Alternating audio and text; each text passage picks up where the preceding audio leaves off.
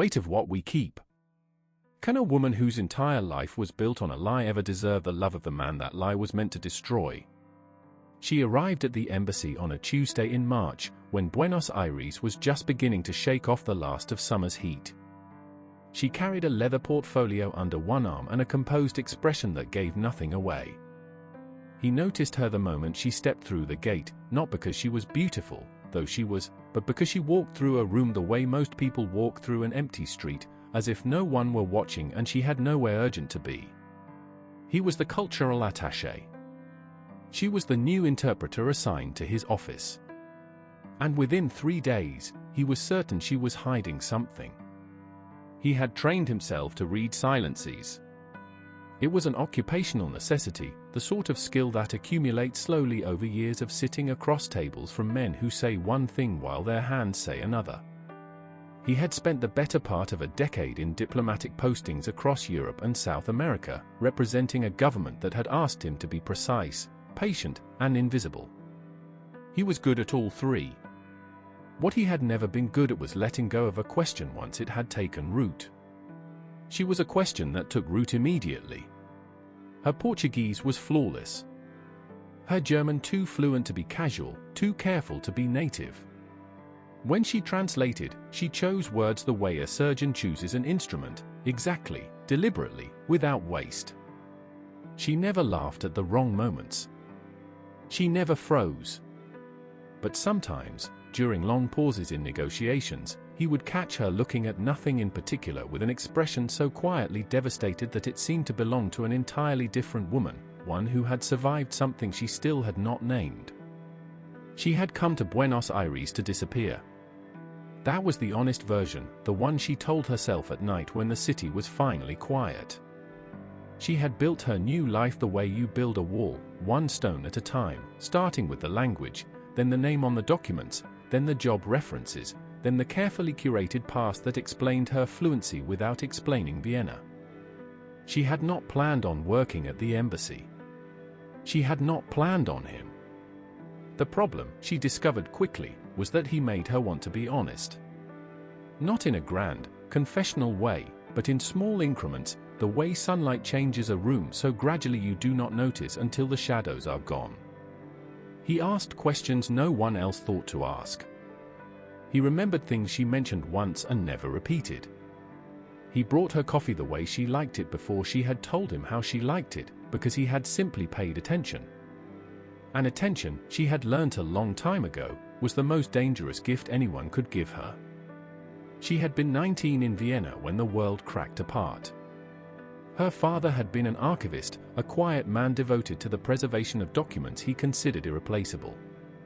In the autumn of 1938, he had made a decision that she spent the next 17 years trying to understand. He had cooperated. Not with enthusiasm, not out of ideology, but out of fear, and the distinction, she knew, was one history rarely bothered to make. He had provided names. Not many, and not willingly, but the names had mattered to the families who bore them. One of those families had been his.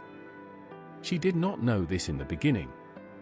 She knew only that she was drawn to him in a way that alarmed her, that his patience reminded her of the world before the war, when slowness was still a virtue.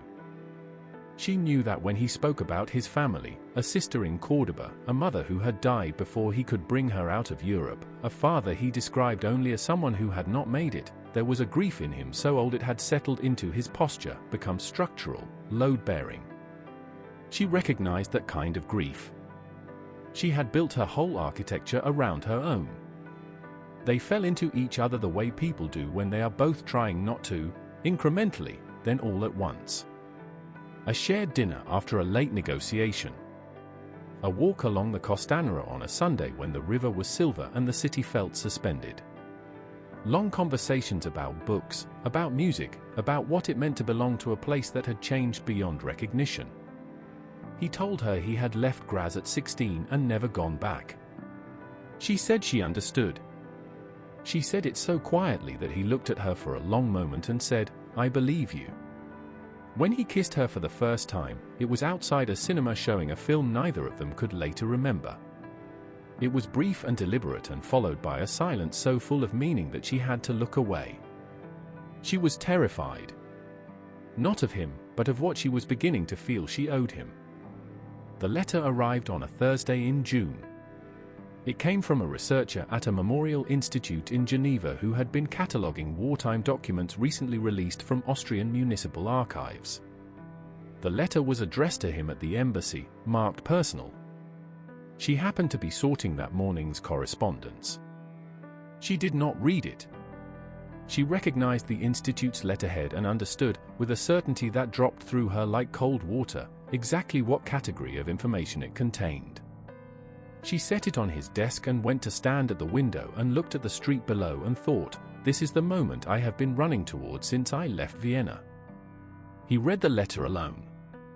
She did not see his face until the afternoon, when he came to find her in the document room. He was very still in the way that people are still when they are working to contain something large. He said the institute had sent him his father's name. His father had not been arrested in 1938, as his mother had always told them.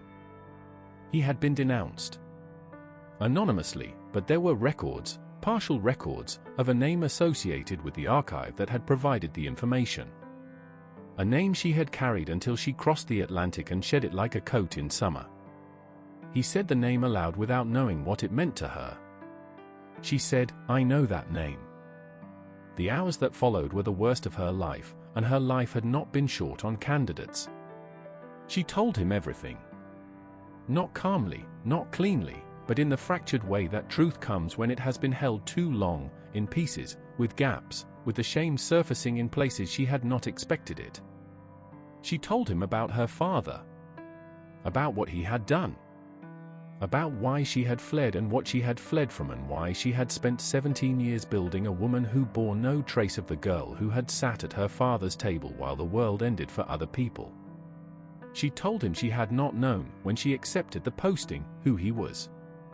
She told him she had realized it gradually, too slowly, too late, and that by the time she understood the connection she was already in love with him, and that she had told herself it was not relevant, that it was history, that the dead could not be undone, and that she recognized, saying it aloud now, how monstrous that reasoning sounded.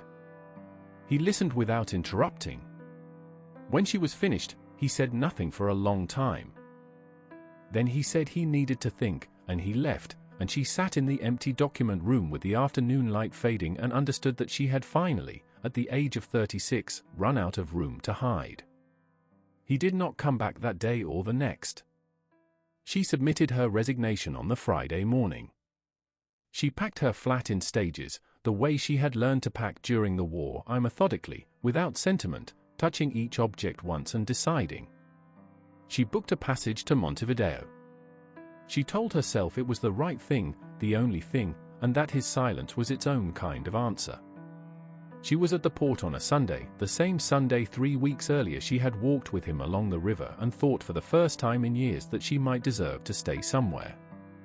The morning was cool and grey and the water smelt of distance. She had her one good bag and her documents and the particular blankness that comes from deciding to stop feeling. He came through the gate at the edge of the dock 12 minutes before her ship was scheduled to board. He was not calm. He had clearly not slept. He looked like a man who had spent 3 days in a room with something he could not resolve and had finally, having exhausted every other option, chosen to come and say so out loud. He said he was not there to forgive her, that forgiveness was not something that happened in a morning at a port. He said he was there because he had spent 3 days trying to build a version of the future that did not include her and had found that every version he constructed was missing something essential and that the missing thing had her face. He said his father's death was not her fault. He said her father's choice was not her choice. He said that she had run from it for 17 years and that running, while understandable, was not the same as complicity, and that he had needed 3 days to understand the difference, and that he was sorry it had taken 3 days, and that he was asking her, with none of the composure that was supposed to define him professionally, to please not get on that boat. She stood with her bag at her feet and looked at him for a long moment. She thought about her father. She thought about the archive. She thought about all the names she had worn and the one she had been born with and the one she might, eventually, choose to carry forward. She said, "I do not know how to not run. I have been doing it for so long I am not sure I remember what staying looks like." He said, "I know. We will figure it out." They did not marry for another 2 years. It took time for the Institute's findings to be properly recorded, for the grief to be spoken rather than carried, for her to give him the full account not just once but in pieces over many evenings, adding detail as trust allowed it. He was not easy about it. There were weeks when the weight of what she had told him settled back down between them and they both had to choose, again, to stay present rather than retreat. She enrolled in a postgraduate program in archival studies. It was not penance, she was careful to name it as something else, a commitment. A way of working with records rather than hiding from them. He took a permanent posting in Buenos Aires, which surprised his colleagues, who had expected him to rotate back to Europe. He surprised himself too. But the city had become something different now. It had become where she was.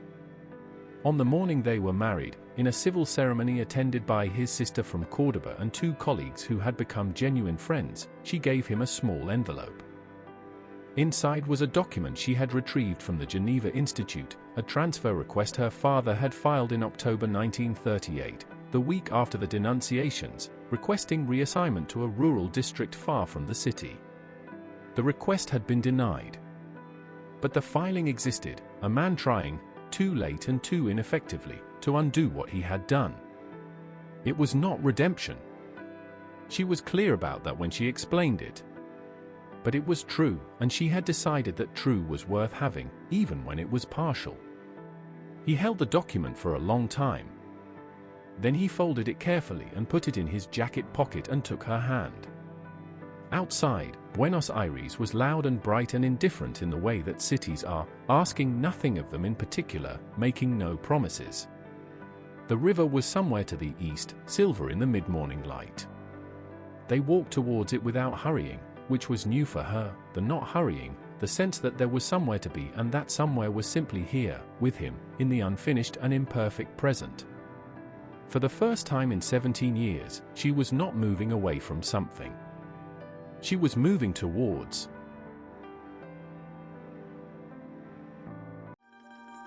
Did you enjoy today's story? Do stay with me for a moment.